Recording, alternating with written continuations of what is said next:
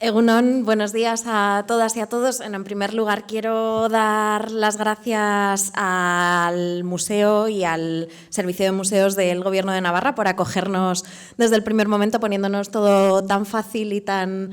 agradable para hacerlo aquí. Quiero también dar las gracias a la Subdirección General del Instituto del Patrimonio Cultural de España porque aceptan siempre todas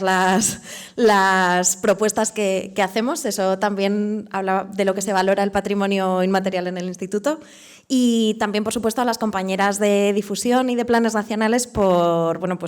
hacer que la organización de esta jornada haya sido un camino de rosas. Pero bueno, sobre todo quería mencionar a la Federación de Peñas, de quien surge esta iniciativa. Era la primera jornada que hacíamos en el marco del Plan Nacional para visibilizar esas buenas prácticas y realmente no pensábamos hacerla hasta que llegó la iniciativa de la propia federación. Entonces, teniendo en cuenta todas las peculiaridades que tiene y que iremos desgranando a lo largo de la mañana y también cómo podíamos intentar desde el plan contribuir a ese debate y a ese proceso de patrimonialización en el fondo, pues nos pareció que era el mejor ejemplo para empezar este modelo de jornadas. Así que es que ricasco de nuevo por asistir a todas las personas que estáis interesadas en el patrimonio inmaterial y esperamos que este modelo de buenas prácticas pues continúe en otros lugares y con otros temas.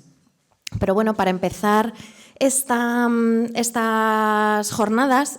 pensábamos que, teniendo en cuenta cuál era el ámbito de trabajo en esta mañana y cuál era el tipo de patrimonio que íbamos a estar analizando, era importante sentar un poco las bases de a qué nos referíamos con las comunidades portadoras. Hablamos de patrimonio inmaterial. El concepto de patrimonio inmaterial pues desde hace muchos años está relativamente afianzado, no hay grandes crisis ni conflictos en torno a este concepto, pero sin embargo, frente al de comunidades patrimoniales, pues hay más debate, hay una serie de cuestiones que todavía quizás no están del todo formalizadas y que cabe todavía iniciativas de otro tipo. Sin embargo, este concepto viene ya expresado y está en el corazón del concepto de patrimonio inmaterial. La Convención de 2003 ya habla de que este patrimonio inmaterial, los usos, representaciones, escenificaciones, será reconocido solo el que las comunidades, los grupos o los individuos tengan en cuenta como parte de su propio patrimonio cultural. Es decir, es esa decisión de las comunidades portadoras la que va a determinar si un elemento es patrimonio cultural o no lo es. Es, como decía Susana Irigaray, en el fondo esa transformación de los mecanismos de patrimonialización, incluso de las jerarquías habituales de la patrimonialización, en la que pierden un poco el peso las voces de especialistas, expertos, investigadores, academia, incluso para recuperar las comunidades un poco esa capacidad de decisión sobre elementos que son legítimamente suyos. Este concepto, además, ha tenido una traslación en documentos de todo tipo, a todos los niveles, internacional, estatal, autonómico, lo vamos a ver más adelante, empezando por el Plan Nacional, del que hablaremos ahora un poquito después, y también la Ley de Salvaguardia del Patrimonio Cultural Inmaterial del año 2015, que ya en el artículo 3, en los principios generales de salvaguardia, en los principios que regirán todas las actividades de salvaguardia, tiene a las comunidades pues distribuidas a lo largo de todo el artículo. Dice que el protagonismo de las comunidades portadoras será pues indiscutible como titulares, mantenedoras y legítimas usuarias, que además estas comunidades tendrán la capacidad de participar para respetar, mantener e impulsar ese reconocimiento, que además habrá una necesidad de colaboración y de intercambio entre las administraciones y esas comunidades, que estas comunidades además decidirán cuáles son los parámetros de cambio, de transformación, de adaptación de ese patrimonio cultural inmaterial y que cualquier alteración, cualquier modificación deberá pasar primero por ellas para que no prime la voz de organizaciones ajenas frente a las legítimamente gestoras de ese patrimonio inmaterial. Pero, sin embargo, ni el plan ni la ley hacen una reflexión profunda de a qué se refiere el concepto de comunidad portadora. Ni siquiera la UNESCO lo hizo en su momento, dejó ese debate, que era muy jugoso y muy intenso, para los momentos futuros, para la propia implementación de la Convención, y todavía no ha terminado ese debate. Pero bueno, Sí que hay otras normas, como la primera Ley Autonómica de Patrimonio Cultural Inmaterial de Illes Balears, que se proponía ya hacer una primera aproximación en un texto legal sobre a qué nos referíamos con esos portadores del patrimonio cultural inmaterial, sin ninguna cuestión que sea como absolutamente reveladora, pero bueno, va sentando un poco las bases en un elemento normativo que dice que se entenderá por comunidades, grupos o personas portadoras aquellas que reconocen la manifestación inmaterial como parte integrante de su patrimonio cultural, estén o no constituidas formalmente, porque bueno, pueden ser, lo veremos más adelante, instituciones a nivel de asociación, federación, como es el caso, u otro tipo de organizaciones, o pueden ser simplemente redes de personas que mantienen vivo ese patrimonio inmaterial. En cualquier caso, estas comunidades comparten una vinculación, una identidad y una relación histórica arraigada en la práctica y en la transmisión. Estas comunidades son las portadoras, son quienes en las que se deposita el patrimonio inmaterial y también las responsables de su transmisión a las generaciones futuras. Las personas pueden pertenecer a una o varias comunidades y tienen entre sus objetivos, como hemos dicho, pues el mantenimiento y la transmisión de este patrimonio, y además lo contienen, digamos, son quienes poseen esos conocimientos. Esta cuestión de la titularidad también ha dado para muchos ríos de tinta, pero bueno, es una cuestión bastante complicada en el ámbito del patrimonio inmaterial. Precisamente por eso, por esa dificultad de la conceptualización, tanto de la definición de esas comunidades como del papel que van a tener en la participación en la salvaguardia del patrimonio inmaterial, he traído algunas pinceladas sobre cómo algunos documentos o propuestas tienen para intentar definir estas comunidades patrimoniales. Empezando por el Convenio de Faro del año 2005, que dice que una comunidad patrimonial, no estamos hablando aquí de patrimonio inmaterial, de patrimonio cultural en general, consiste en un grupo de personas que valora determinados aspectos específicos del patrimonio cultural que desean conservar y transmitir a las generaciones futuras dentro del marco de referencia de la acción pública. Es una definición bastante general en la que caben muchas cosas.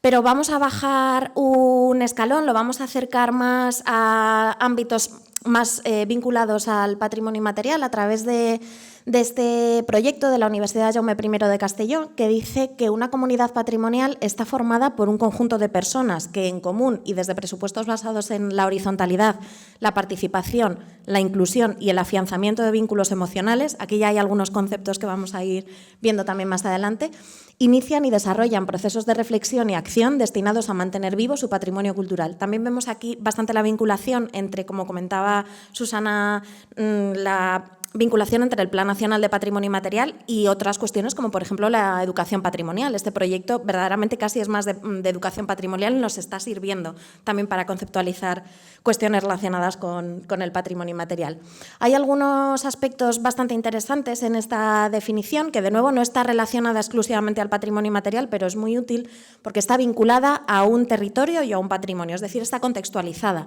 como el patrimonio inmaterial. Implica un posicionamiento emocional, ese vínculo, ese apego con el patrimonio que se explicita pues, de una manera tan evidente en el patrimonio inmaterial. No digo que no ocurra en otros tipos de patrimonio, pero en el inmaterial es absolutamente indiscutible. Implica historias y lenguajes comunes, vivencias compartidas y visiones paralelas, y además implica que el patrimonio cultural tiene la capacidad identitaria de convertir al individuo en parte de un grupo. Es el aglutinador de esos individuos que, por su cuenta ejercen patrimonio inmaterial, pero que se conforman en grupo precisamente mediante esa práctica. Por cerrar esta escalera, he traído también la definición que propuso un grupo de expertos, que pese a no ser oficial, pues es una definición muy reveladora ya en el año 2006, que decía que las comunidades patrimoniales centradas, ahora sí, en el patrimonio inmaterial, son redes de personas cuyo sentimiento de identidad o cuyos lazos nacen de una relación histórica compartida, anclada en la práctica de la transmisión y el apego a su patrimonio cultural inmaterial. Aquí encontramos ya el pasado, esa relación histórica compartida desde generaciones atrás, el futuro, la transmisión, la importancia de que el patrimonio inmaterial, que somos un eslabón más en la cadena de esa transmisión del patrimonio cultural, hacia el que tenemos un vínculo emocional, no solamente hacia el propio patrimonio inmaterial en sí mismo, sino hacia el resto de personas que componen la comunidad. Pero claro, hemos definido qué es lo que dicen documentos, normas, incluso proyectos, investigación, sobre qué son las comunidades materiales, las comunidades patrimoniales en el patrimonio inmaterial, pero ¿quiénes componen estas comunidades patrimoniales? Aquí es donde está la complejidad del asunto. Y hay especialistas como Chiara Bortolotto y Filomena Sousa que he traído para este ejemplo, que dicen que determinados documentos, como pueden ser las propuestas de UNESCO, se refieren a las comunidades como grupos muy normalizados, homogéneos, en los que todos tienen una horizontalidad en la que no hay visiones discordantes, cuando en el fondo la realidad es otra distinta. Las comunidades patrimoniales, los grupos sociales están compuestos por personas, por seres humanos que tienen visiones dispares, y eso no debe suponer un problema, porque es la composición que tienen las comunidades patrimoniales no es necesario que sea igual para que sea útil para salvaguardar el patrimonio inmaterial, pero sí que hay que ser conscientes de que pueden tener esa composición heterogénea, puede dar lugar a diferentes puntos de vista, diferentes intereses o incluso visiones contrapuestas en las cuestiones que hay que hacer. Esto además obliga a un consenso. El ejercicio del patrimonio inmaterial no está exento de conflicto, y precisamente es en ese consenso donde también se toman decisiones que pueden condicionar un poco el desarrollo de esas manifestaciones culturales inmateriales para el futuro. Incluso en el propio proceso de patrimonialización, las comunidades patrimoniales pueden tener diferentes percepciones sobre lo que hay que hacer o no hay que hacer, y como organismos responsables de esa patrimonialización tampoco debe darnos miedo, sino que simplemente hay que tener en cuenta que va a ser necesario realizar ese debate y promover esa participación para hacer una patrimonialización verdaderamente honesta. Entonces, ¿cómo se concreta este debate? Pues es una respuesta un poco complicada, pero teniendo en cuenta esas diferentes fortalezas e intereses, no podemos pensar en un solo modelo de comunidad. Hay muchas formas de organización, no siempre están tan bien delimitadas como podría ser el caso de la Federación de Peñas, en las que las personas son miembros de un grupo a todos los efectos y es fácilmente identificable, sino que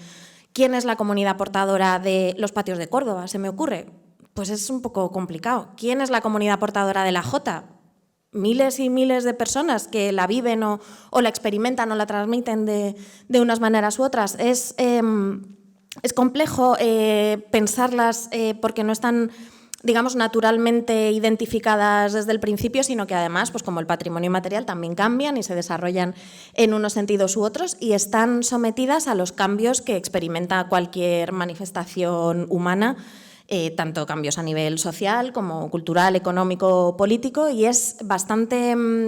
complejo. Y es una responsabilidad definirlas de una manera u otra, porque van a tener al final una transferencia hacia la representación, hacia la identidad que se proyecta hacia el exterior.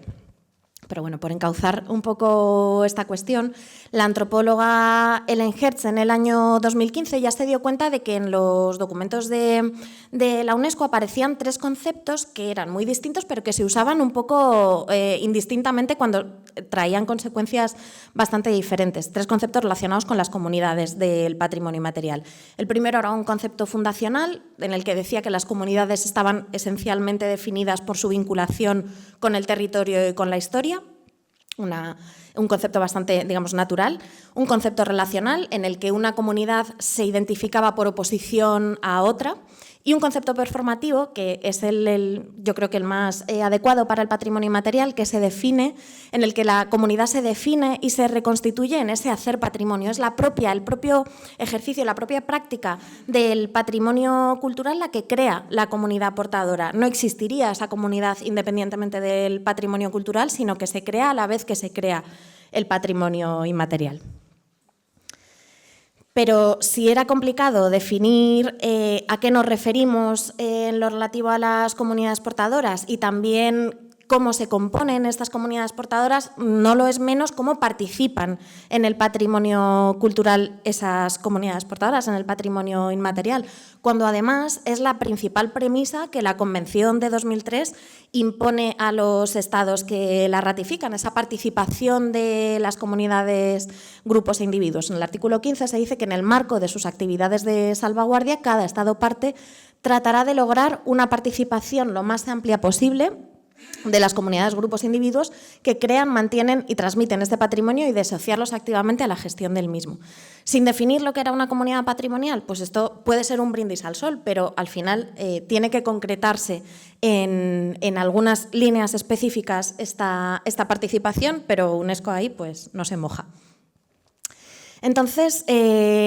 antes de traer un par de ejemplos sobre cuál puede ser la participación, qué vías puede tener la participación tanto a nivel de documentación o inventario de las manifestaciones culturales y materiales como a lo largo del proceso de patrimonialización o incluso de la declaración del patrimonio inmaterial, también hay que ser conscientes de determinados cuestiones, conflictos, bueno, sin darle un cariz negativo a esta palabra, de los que hay que ser conscientes en el modelo participativo. También he traído el trabajo de otro par de antropólogas, de Victoria Quintero y de Cristina Sánchez Carretero, en el que nos alerta de que las comunidades están intermediadas por unos sistemas que buscan a sujetos fácilmente identificables y eso puede no responder a la complejidad de las comunidades, pero a la vez incluso puede suponer un conflicto para ellas. Identificar a la persona que va a ser esa cara visible para la administración, para los medios, etcétera, y que puede responder o no a las necesidades de la comunidad y que ha conllevado también, bueno, en los últimos tiempos además hemos visto ejemplos de cómo la modificación de un patrimonio inmaterial ha supuesto un conflicto social bastante grave, como hemos visto, por ejemplo, en los últimos días en Sevilla. Además, esa conceptualización de las comunidades para participar en el proceso de patrimonialización requiere que estas personas, que no tienen por qué necesariamente estar relacionadas con el ámbito del patrimonio cultural, adapten sus lenguajes e incluso sus prácticas a esos sistemas del patrimonio cultural que pueden acabar simplificando algunos de sus conceptos, por no hablar también de que recae en muchas ocasiones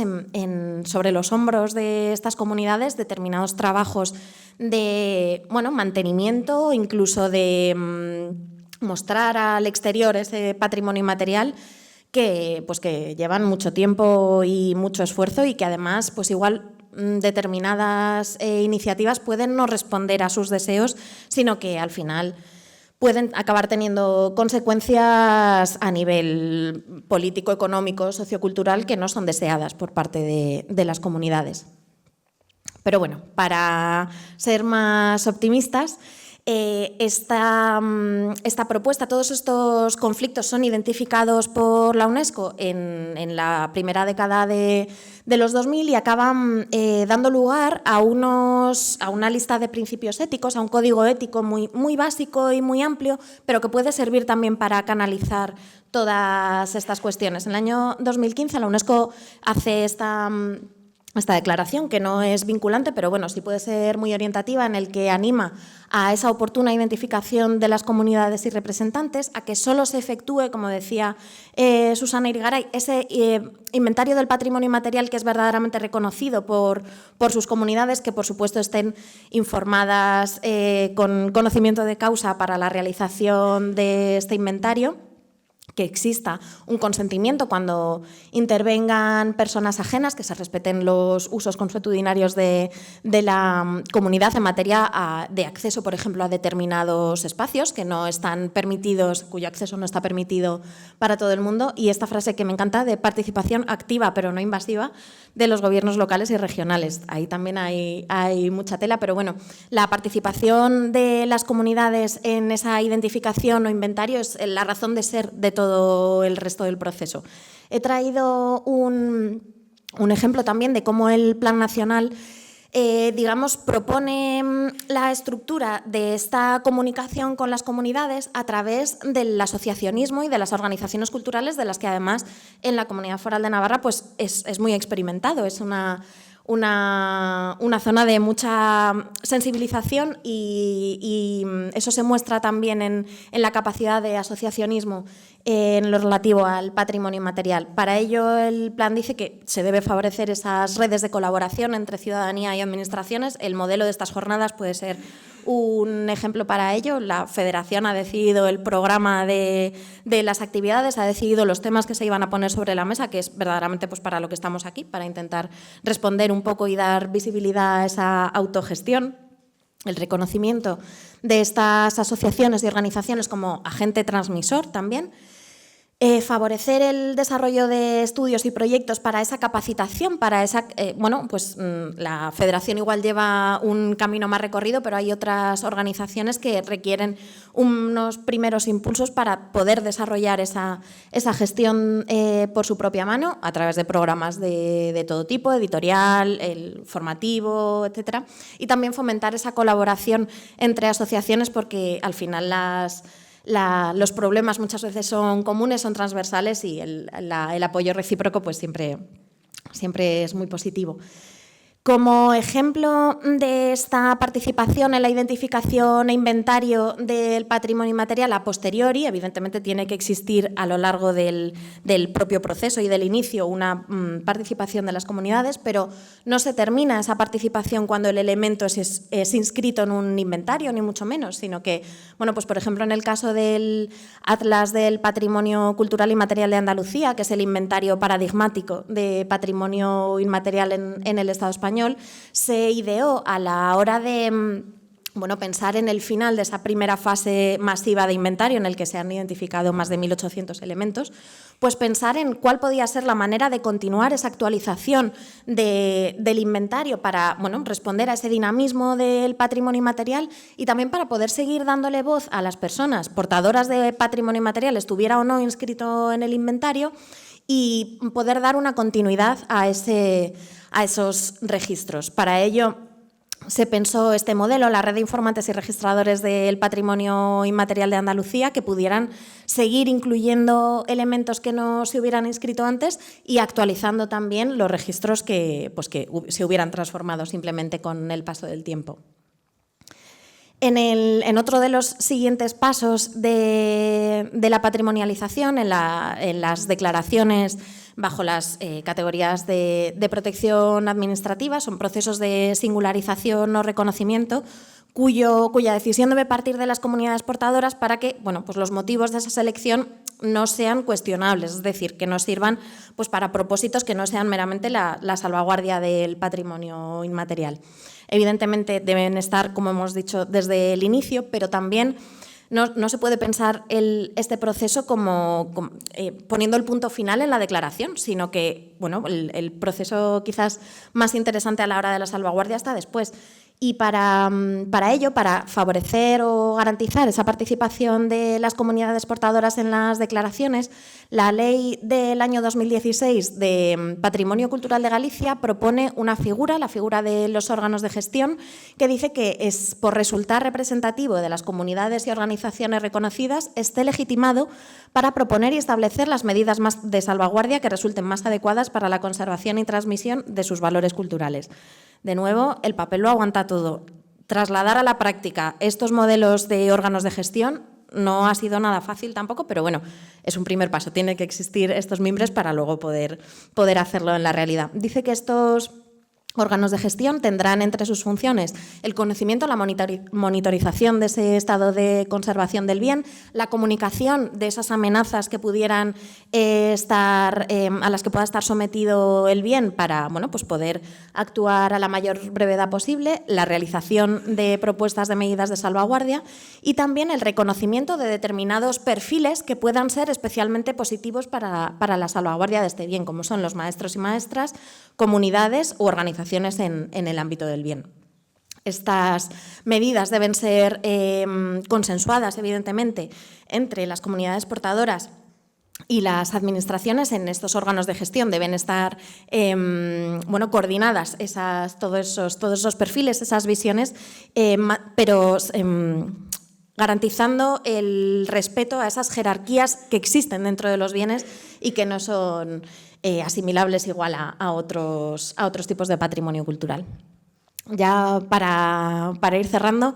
es importante conocer esa dimensión, la capacidad, el papel que pueden tener las comunidades de patrimonio cultural e integrarlas en todo el proceso de patrimonialización para que las comunidades sepan desde el principio qué implica ser patrimonio cultural inmaterial, cuáles son las consecuencias para que puedan pues, controlarlas, conocerlas e incluso reivindicarlas, si así lo consideran. Esto, en el fondo, no es algo nuevo, sino que está relacionado con esas corrientes democratizadoras de participación, de Agenda 2030, que además atraviesa un poco todos los objetivos y que, en el fondo, lo que buscan es que podamos tener una mayor autorrepresentación de las comunidades portadoras que garantice una salvaguardia pues, más adecuada y más honesta del patrimonio inmaterial. Es que ricasco, eso es todo. Muchas gracias.